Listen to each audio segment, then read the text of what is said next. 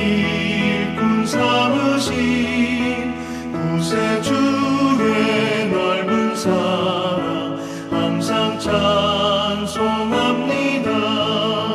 나를 일꾼 삼으신 주 크신 능력 주시고 언제든지 주 뜻대로 사용하여 주소서.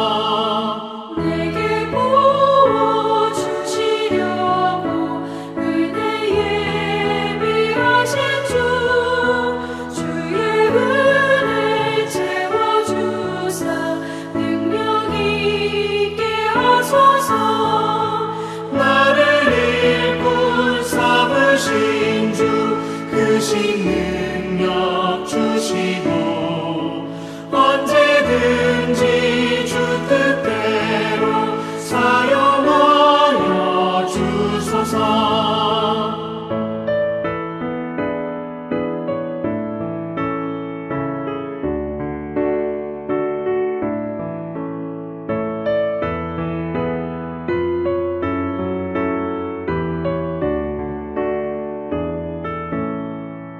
죄의 짐을 풀어주신 주의 능력 크도다. 나를 피로 사신 예수 내 맘속에 오소서. 나를 일꾼 삼으신 주 크신 능력 주시고 언제든지 주 뜻대로 사용하여 주소서. 주여 내게 성령으로 충만하게 채우사 생명수가 강물처럼 흐르게 하옵소서. 나를 일꾼 삼으신 주 크신 능력 주시고 언제든지 주 뜻대로 사용하여 주소서. 아멘.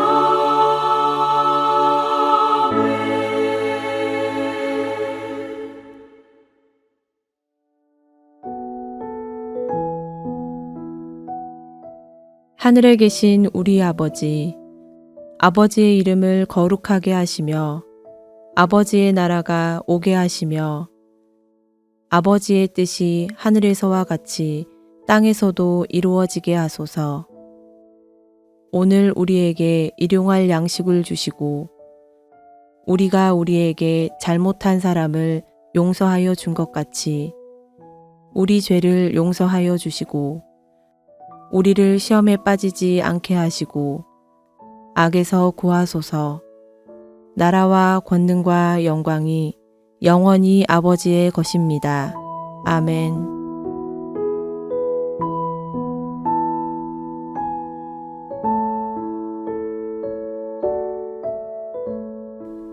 나를 능하게 하신 그리스도 예수 우리 주께 내가 감사함은 나를 충성되이 여겨 내게 직분을 맡기심이니 내가 전에는 비방자요 박해자요 폭행자였으나 도리어 긍휼을 입은 것은 내가 믿지 아니할 때에 알지 못하고 행하였음이라. 우리 주의 은혜가 그리스도 예수 안에 있는 믿음과 사랑과 함께 넘치도록 풍성하였도다. mit보다 모든 사람이 받을 만한 이 말이여, 그리스도 예수께서 죄인을 구원하시려고 세상에 임하셨다 하였도다. 죄인 중에 내가 괴순이라. 그러나 내가 긍휼을 입은 까닭은 예수 그리스도께서 내게 먼저 일체의 오래 참으심을 보이사 후에 주를 믿어 영생 얻는 자들에게 본이 되게 하려 하심이라. 영원하신 왕 곧 썩지 아니하고 보이지 아니하고 홀로 하나이신 하나님께 존귀와 영광이 영원 무궁하도록 있을지어다. 아멘. 아들 디모데야, 내가 네게 이 교훈으로서 명하노니 전에 너를 지도한 예언을 따라 그것으로 선한 싸움을 싸우며 믿음과 착한 양심을 가지라. 어떤 이들은 이 양심을 버렸고 그 믿음에 관하여는 파선하였느니라. 그 가운데 후메네오와 알렉산더가 있으니 내가 사탄에게 내준 것은 그들로 훈계를 받아 신성을 모독하지 못하게 하려 함이라.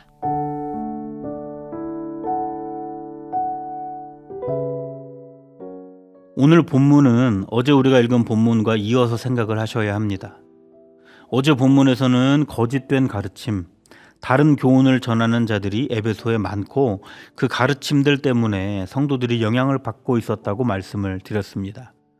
전혀 성경적이지 않은 신화를 가르치는 일, 은혜로 받는 구원인데도 혈통을 따지고 들어가면서 구원을 가르치는 일, 율법을 기준으로 다른 사람들을 정죄하고 평가하면서 모두 율법의 선생만 되려고 하는 일들이 에베소에 만연했다는 것이죠.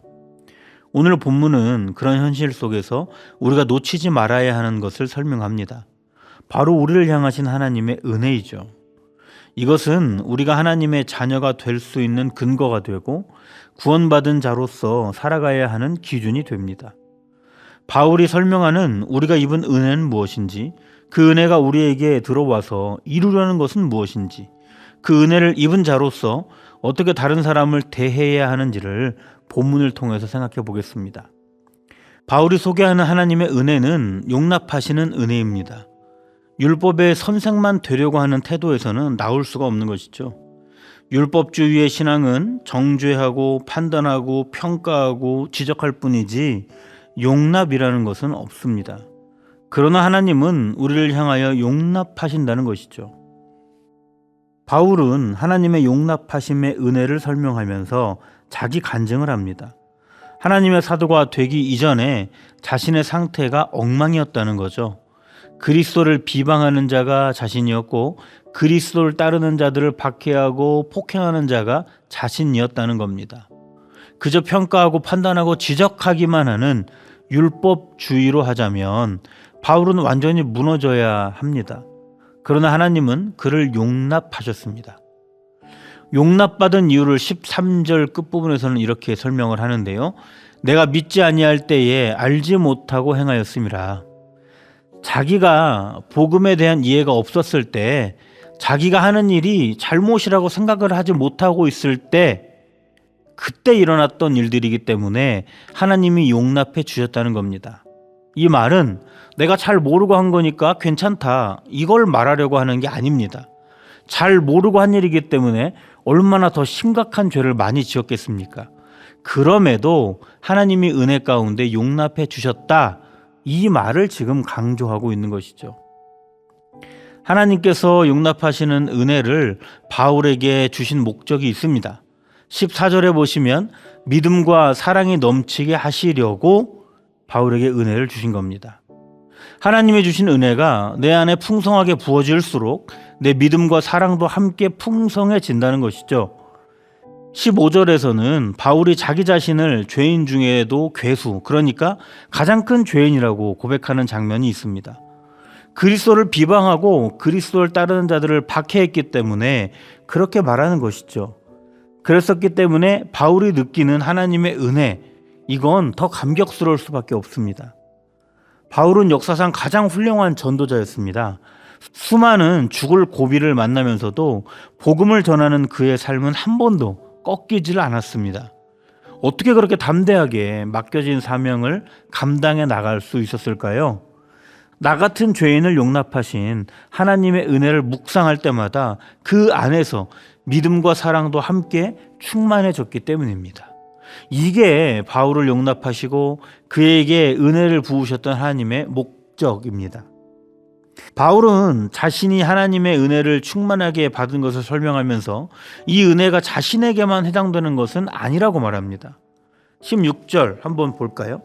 그러나 내가 긍휼을 입은 까닭은 예수 그리스도께서 내게 먼저 일체 오래 참으심을 보이사 후에 주를 믿어 영생 얻는 자들에게 본이 되게 하려 하심이라.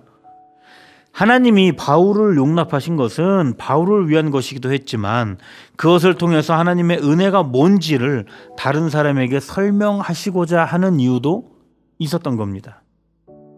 비방자요, 박해자요, 폭행자였던 죄인 중에 괴수와 같은 바울, 것까지도 용납해 주신다는 것은 하나님이 용납해 주시지 못할 사람은 없다라는 것을 보여주는 것이죠. 이러한 오래 참음의 은혜는 바울 이후로 믿는 자들에게 본이 된다고 말합니다. 여기서 본이라는 말은 어떤 속성, 방식, 패턴 이런 것을 말합니다. 하나님이 바울만 예뻐서 오래 참아주시고 용납해 주신 것이 아니라는 말이죠. 이러한 하나님의 오래 참음의 은혜는 하나님을 믿는 자들에게 그대로 적용되는 은혜의 패턴이 된다는 겁니다. 바울에게 그러하셨듯이 오늘 이 말씀을 대하는 나에게도 그대로 적용해 주신다는 것이죠. 바울에게 충만하게 부어주셨던 은혜는 오늘 우리에게도 그대로 임하는 은혜입니다. 죄인 중에 괴수라고 고백하는 바울처럼 우리도 우리를 돌아볼 때 죄인 중에 괴수와 같은 모습이 얼마나 많습니까? 내가 하나님이라면 도무지 용납할 수 없는 내 모습도 많이 있지 않습니까? 그럼에도 하나님은 나에 대해서 오래 참으시고 은혜로 나를 용납해 주셨습니다. 그 은혜 속에서 우리도 믿음과 사랑을 충만하게 키워나가야 하는 것이죠. 바울은 그 은혜를 입은 자답게 살았습니다. 은혜를 부으신 하나님이 보시기에 얼마나 기쁘셨을까요? 우리에게도 같은 은혜가 부어졌습니다. 그러면 우리에게도 요구되는 은혜를 입은 자다운 그런 삶의 모습이 일어나야 되는 것이죠. 바울은 공동체 안에서 문제를 일으키는 사람들을 대하는 방식에 있어서 은혜를 입은 자다운 다른 모습이 있다고 설명합니다. 에베소 공동체 안에서 무리를 일으키는 사람들이 있었나 봅니다. 20절에 보시면 후메네오와 알렉산더라고 말합니다. 이들이 전혀 성경에서 벗어난 신화를 가르쳤는지, 은혜로 받는 것이 구원인데도 그것을 혈통으로 설명했는지, 율법주의로 다른 사람을 평가하고 지적하고 가르쳤는지는 알 수가 없지만 결국 이 사람들은 하나 되게 하시는 하나님의 경륜을 방해했고 공동체가 거짓 교훈에 현혹되게 만들었습니다. 바울은 그들을 사탄에게 내어주라고 말합니다. 출교하라는 것이죠. 오래 참으시는 하나님의 은혜를 입은 자로서 기다려주고 품어주고 해야 맞는 것 같은데 은혜를 입은 자답지 못한 전혀 어울리지 않는 대처 방법인 것처럼 보입니다. 그런데 바울이 그들을 출교 조치하라고 말하는 이유가 따로 있습니다. 20절 제가 한번 읽어보겠습니다. 그 가운데 후메네오와 알렉산더가 있으니 내가 사탄에게 내준 것은 그들로 훈계를 받아 신성을 모독하지 못하게 하려 함이라.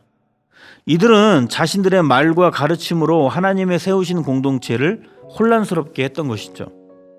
바울이 두 사람의 이름을 명확하게 알고 있다는 것은 이들이 거짓 교훈을 가르치는 이 일이 아주 오랫동안 지속된 것이고 그 과정에서 공동체와의 마찰이 있었음에도 불구하고 그 일을 멈추지 않았기 때문일 겁니다. 이들이 거짓 교훈을 가르치는 것은 단순하게 사람들에게 잘못한 것 같지만 그 가르침으로 인해서 공동체가 분열이 된다면 하나님 세우신 공동체에 죄를 지은 것이고 결국 그 공동체를 세우신 하나님을 향한 죄, 하나님을 모욕한 것이 되는 것이죠.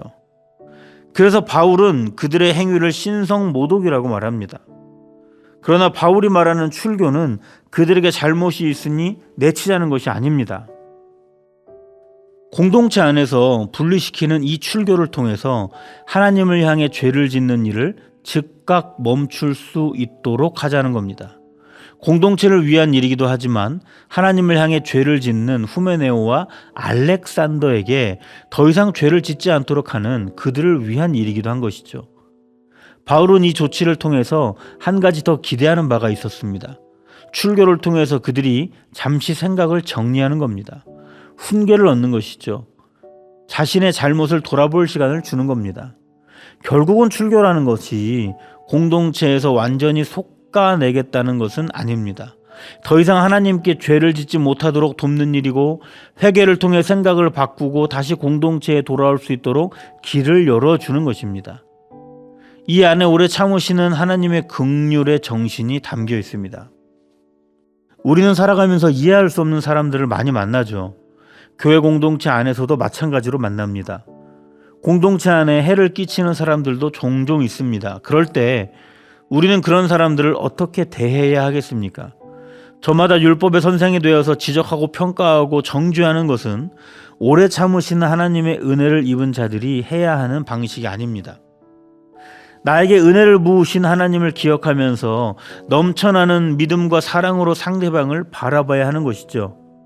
때로는 냉정하게 대해야 할 일도 있겠지만은 그것이 정죄와 지적을 바탕에 둔 것이 아니라 그 안에 믿음과 사랑을 바탕에 두고 있어야 합니다. 그게 은혜를 입은 자에게 맞는 은혜의 실천의 길이 됩니다. 오늘 새롭게 펼쳐지는 하루 동안에 무엇보다 죄인 중에 괴수와도 같은 나를 오래 참으시고 긍휼과 용납이라는 은혜를 부으시는 하나님을 묵상해 보시기를 바랍니다. 묵상할 때마다 내 안에 자라나는 믿음과 사랑을 느껴보시기를 바랍니다. 이 마음이 우리가 오늘을 살아가는 모든 기준이 되어야 합니다. 그게 은혜를 입은 자답게 이 세상을 살아가는 방식입니다. 오늘도 은혜를 깊이 느끼며 충만해진 믿음과 사랑으로 하루를 사시는 저와 우리 모두가 되기를 바랍니다. 기도하겠습니다. 거룩하신 하나님, 죄인이 접니다. 오래 참으시고 용납하시는 하나님의 은혜로 하나님의 자녀가 되었음을 고백합니다. 하나님의 충만하신 은혜를 늘 묵상하며 자라나는 믿음과 사랑으로 살아가도록 도와주시옵소서. 은혜를 입은 자다운 삶의 모습으로 오늘을 살도록 이끌어 주옵소서. 예수님의 이름으로 기도합니다. 아멘. 계속해서 오늘 주신 말씀에 따른 더 깊은 묵상과 기도로 나아가기를 바랍니다.